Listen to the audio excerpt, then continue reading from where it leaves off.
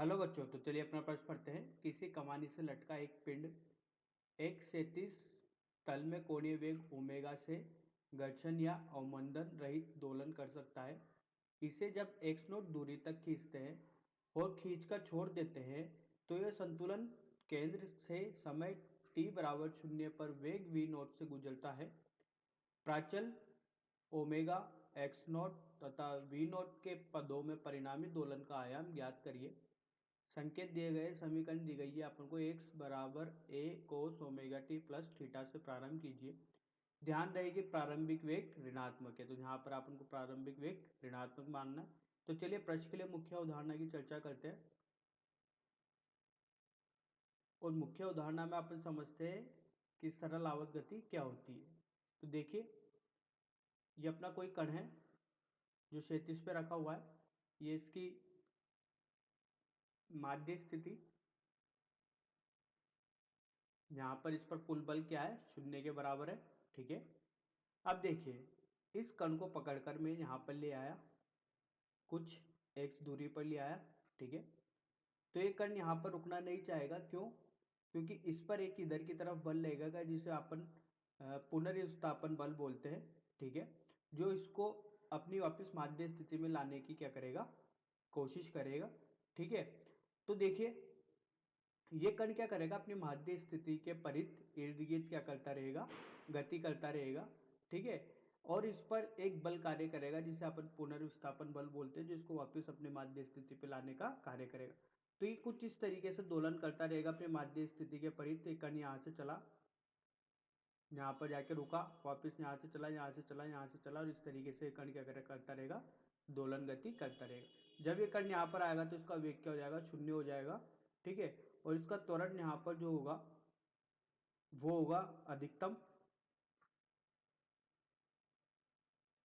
जो वापस इसको माध्य स्थिति पर लाने के लिए प्रेरित करेगा। ठीक है, अब देखिए, तो इस प्रकार की गति जो माध्य स्थिति के परित इर्द गिर्द जो गति करता है कण, इसी को अपन सरल आवत गति कहते हैं। इसके लिए जो समीकरण होती है वो होती है x बराबर a साइन ओमेगा टी। ठीक है, और इसका जो वेग होता है वो होता है a omega cos omega T. जब अपन इसका अवकलन कर देते तो वेग मिलता है अपन को यहाँ पर।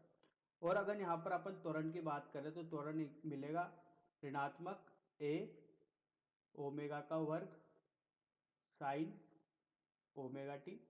तो अपन इसको ऐसे भी लिख सकते हैं, ऋणात्मक ओमेगा वर्ग एक्स। और जो बल होगा, ठीक है, वो होगा m ओमेगा वर्ग एक्स बराबर माइनस के एक्स। के क्या है यहाँ पर, अगर किसी स्प्रिंग के लिए बात करें तो कमानी नियतांक है। तो चलिए बच्चों, इस मुख्य उदाहरण के आधार पर अपने प्रश्न का हल देखते हैं। ठीक है, आपन को समीकरण दी गई है यहाँ पर एक विस्थापन की, x बराबर a cos omega T plus 5, और बोला गया है t बराबर 0 पर विस्थापन कितना है, x नोट। तो चलिए रखते हैं यहाँ पर x नोट बराबर a कोस, यहाँ पर अपन के पास क्या हो जाएगा, समीकरण दी गई थी a cos omega T plus theta. तो यहाँ पर फाई नहीं लेके यहाँ पर अपन लेते हैं थीटा। ठीक है, ये है थीटा अपन का। तो t बराबर 0 पर a कोस थीटा हो जाएगा। ठीक है, इसको अपन समीकरण नंबर 1 नाम देते हैं। अब देखिए, आगे की स्थिति में अगर अपन बात करें तो जब अपन इसका अवकलन करेंगे, ठीक है, समय के सापेक्ष, तो देखिए अपन को कि यहाँ पर क्या मिलता है, ऋण a omega sine omega T धन फाइव। ठीक है, तो यहाँ पर अपन इसको बोल सकते हैं कि ये क्या है, वेग है। तो ये वेग हो जाएगा अपन का ऋणात्मक a omega sine omega T धन फाइव। ठीक है, अब देखिए बोला गया है t बराबर 0 पर जो वेग है अपन का प्रारंभिक, वो क्या है, ऋणात्मक v नोट वेग है। ठीक है, ये बताया गया है। अब यहाँ पर रखते हैं अपन, तो ये होगा ऋणात्मक v नोट बराबर ऋणात्मक a ओमेगा साइन थीटा। ठीक है, तो ये थीटा आ जाएगा अपन का फाइव की जगह, क्योंकि अपन के समीकरण में थीटा दिया गया है। तो यहाँ से v नोट बराबर किसके आ गया अपन के पास, a ओमेगा साइन थीटा के, ठीक है। तो यहाँ से ए साइन थीटा किसके बराबर आ गया अपन के पास, वी नोट बटे ओमेगा के। इसको समीकरण नंबर 2 नाम देते हैं। अब समीकरण नंबर 1 व 2 से देखते हैं अपन, 1 का वर्ग धन 2 का वर्ग करते हैं।